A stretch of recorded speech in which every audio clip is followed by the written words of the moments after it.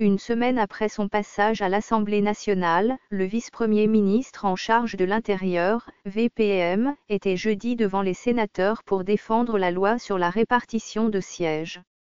Au cours du débat, plusieurs sénateurs ont soulevé la question relative au recensement de la population, préalable à un fichier crédible.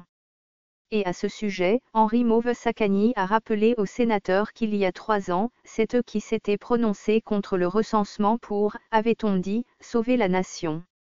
H. Mauve les a appelés à assumer leur choix. La question du recensement a été trop politisée, trop magnifiée au point d'en avoir fait un casus belli, a déclaré le VPM. Devant les sénateurs, Mauve a dit que le projet de loi portant répartition des sièges et circonscriptions électorales est un atout majeur pour la tenue des élections. C'est un jalon important dans l'engagement à conduire notre peuple vers les élections, a-t-il signifié.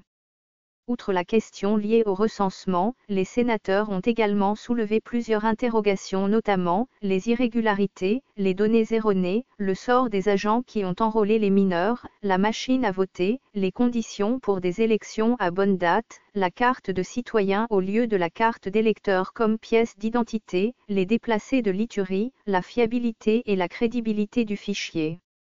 Dans ses réponses aux préoccupations des sénateurs, il a relevé que le sérieux humain le plus poussé a été accordé au processus qui a abouti à l'élaboration de cette loi. Le processus a commencé dans une autre institution et j'ai la responsabilité politique d'en répondre au nom du gouvernement, a indiqué HMK.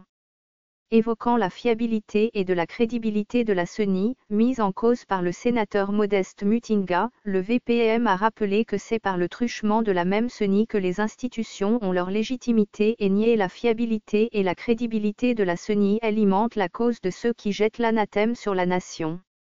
Autre aspect évoqué par Mauve, c'est le défi logistique. Lorsqu'on parle d'élections dans certains pays, c'est 600 000 ou 1 million d'électeurs, ça fait une seule commune de Kinshasa et sans la machine à voter, nous aurons 40 millions de bulletins de vote, a-t-il expliqué. Le patron de la territoriale dit attendre que le texte soit enrichi par les sénateurs en commission. Présent au cours de la séance plénière, le président de la CENI a apporté un éclairage sur le fichier électoral, l'audit de la CENI, l'audit et la certification du fichier et l'approche utilisée pour la répartition des sièges.